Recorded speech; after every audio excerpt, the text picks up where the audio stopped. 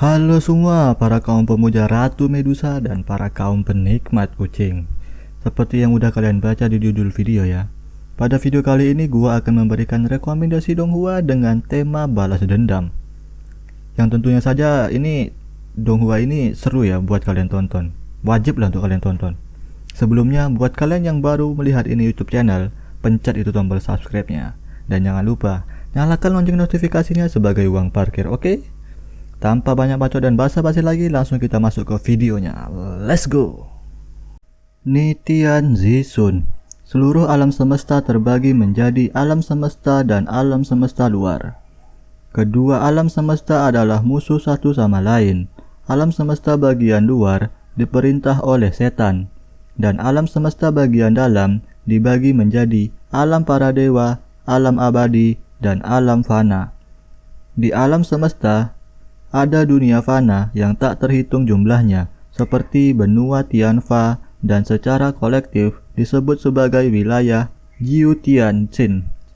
Di bidang Jiu Tianxin, 9 kaisar abadi memimpin semua bidang bintang dalam 9 lapisan. Di antara 9 langit adalah alam pemurnian para dewa abadi. Ling Jianzun, sebuah mimpi besar dan seorang pemuda bertekad untuk mengubah status quo dan bekerja keras untuk menciptakan dunia baru. Harta karun yang langka dan berharga, seni bela diri dan gua-gua kuat yang hilang di era kejeniusan ini penuh dengan tantangan dan petualangan. Lihat petualangan bagaimana Tuhan kehilangan daratan dan menjadi kaisar tinggi badai. Mantan musuh sekarang tidak akan pernah melepaskannya. Penyesalan dalam mimpi sekarang harus ditebus ketika pedang roh berteriak, langit dan bumi, akulah yang tertinggi. Zhanguo Qiannian. Jiking, pembawa berita gauan, menggunakan plugin Xiaohaobon untuk melakukan perjalanan melalui periode musim semi dan musim gugur dan periode negara-negara berperang. Namun lintasan sejarah menyimpang. Jinke berhasil menikam Qin di istana Qianyang. 7 kerajaan bangkit bersama dan negara-negara berperang bertahan selama 1000 tahun. Pahlawan dan Ren Yong hidup berdampingan dengan ratusan ilmu pengetahuan dan teknologi. Dan kesetiaan keluarga serta pahlawan dijunjung tinggi. Mari kita lihat Jiking, sang abadi, yang meninggalkan Yongchen memasuki istana sekolah, menggunakan ibu kota Juili untuk menjelajahi dunia yang kacau. Wu Shen Zuzai, protagonis Qin Shen, yang awalnya adalah jenius tertinggi di bidang militer, berkonspirasi oleh orang-orang untuk jatuh ke dalam negeri kematian di tanah terlarang di daratan. Qin Shen yang pasti mati secara tak terduga memicu kekuatan pedang kuno misterius. 300 tahun kemudian, di daerah terpencil di daratan Tianwu, seorang anak laki-laki dengan nama yang sama secara tidak sengaja mewarisi wasiat King Chen. Sebagai cucu tercinta dari Raja Dingwu dari Tentara Nasional Daqi, karena kelahiran ayah kandungnya, ibu dan anak tersebut diperlakukan dengan dingin di istana Dingwu dan tinggal bersama. Untuk menulis ulang mitos orang kuat dengan harapan matahari, dan untuk melindungi semua yang dia cintai, King Chen dengan tegas mengambil tanggung jawab untuk mempertahankan 5 kerajaan dunia dan menginjakkan kaki di jalan seni bela diri lagi. Jiu Tianxuan di Jue. Dari semua balapan di dunia, hanya ada 3 yang bertahan di posisi teratas. Setiap ras memiliki ahli seni bela diri. Dewa bela diri emas. Keseimbangan kekuatan tampaknya berubah setelah saudara laki-laki, Wang Fan, terbunuh dan memicu serangkaian peristiwa yang memulai menjungkir balikkan dunia. Menyamar sebagai Raja Harimau Perak, Wang Fan menjadi simbol kekuatan dan harapan umat manusia. Suatu hari, Wang Fan adalah seorang anak laki-laki jenius yang mencoba berbaur sebagai siswa yang cerdas namun tidak berdaya. Di hari lainnya, dia menjadi harimau yang kuat.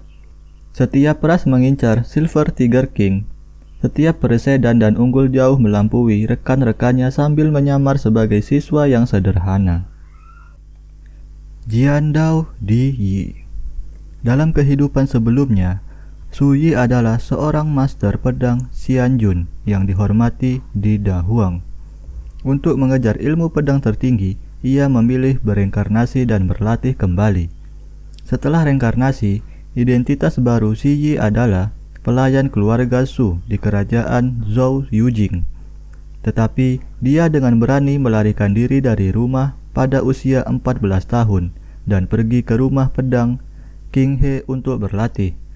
Tidak pernah berpikir bahwa 3 tahun kemudian, ketika Su Yi akan menjadi murid inti rumah pedang King He, dia tiba-tiba kehilangan tingkat kultivasinya dalam semalam dan menjadi orang lumpuh, hingga menjadi murid yang ditinggalkan dari rumah pedang King He. Su Yi yang jatuh terpuruk terpaksa menerima pengaturan kekuatan keluarga Su dan menjadi menantu keluarga Wen, salah satu dari 3 klan besar di kota terpencil. Ring Nianbing. Rong Nianbing muda pergi ke Menara Dewa Es bersama ayahnya untuk menyelamatkan ibunya. Namun, sesampainya di sana, bukan hanya ibu mereka yang tidak bisa diselamatkan, ayah mereka juga terjatuh ke Menara Dewa Es. Hanya Nianbing yang selamat. Sambil memegang permata yang ditinggalkan oleh orang tuanya, dia melompat dari tebing dan jatuh ke sungai Tianqing. Dia pergi ke hutan bunga persik di mana dia bertemu dengan seorang pria, yaitu koki hantu Cha-ji. Latihan keras selama 8 tahun memberinya keterampilan memasak terbaik. Tetapi pada saat itu, Cha-ji tiba-tiba meninggal.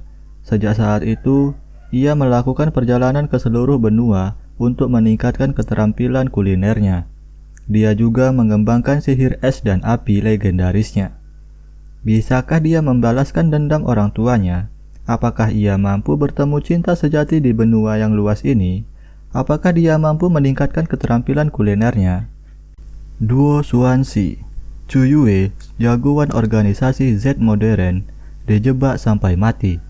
Dan di bawah bimbingan 9 cermin desolasi sistem, jiwanya melakukan perjalanan ke dunia 9 desolasi.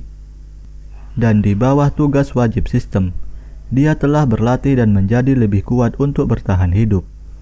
Saat melakukan tugas sistem dan berlatih petualangan, Chu Yue menemukan rahasia mengejutkan yang tersembunyi di dalam pemilik asli tubuh yang dia kenakan. Saat Chu Yue menemukan semakin banyak rahasia tentang pemilik asli tubuh tersebut, dia secara tak terduga menemukan bahwa dia bukan satu-satunya pemilik sistem 9 cermin. Tetapi ada orang lain dari sistem 9 cermin Desolation di dunia 9 Desolation. Wan Jie Duzun. Ketika Lin Feng sedang memadatkan jiwa bela dirinya di Lin Mansion dan mengembangkan jiwa bela diri pedangnya menjadi prototipe, kemudian tunangannya Ji Manyao mengambil kesempatan untuk mengambil jiwa bela dirinya, menyebabkan dia muntah darah dan mati. Pada saat yang sama, roh Lin Feng memasuki tempat para dewa dimakamkan. Ada wanita misterius di tempat itu memberitahu kalau Lin Feng dia bisa memperoleh kekuatan dan pengetahuan seni bela diri yang besar dengan menghancurkan makam dewa-dewa kuno yang terkubur di sini. Di dunia nyata, Lin Feng yang awalnya merupakan tuan muda dari keluarga Lin, kini tidak lagi dihormati oleh para pelayan karena kehilangan roh pedangnya. Setelah Lin Feng menggunakan kekuatan yang diperoleh dari tempat pemakaman untuk mengalahkan Lin Yuhong, pembangkit tenaga listrik Huang Jie Wuhun, sikap keluarga Lin terhadap Lin Feng berubah. Di sisi lain, Lin Feng membunuh Qin Xiao yang bertarung dengannya karena dia tidak bisa mengendalikan kekuatan yang baru diperoleh dengan baik. Nah, segitu ajalah rekomendasi Donghua dengan tema balas dendam dari gua. Kalau menurut kalian dari rekomendasi yang gua sampaikan, mana Donghua yang menurut kalian paling seru? Tulis di kolom komentar.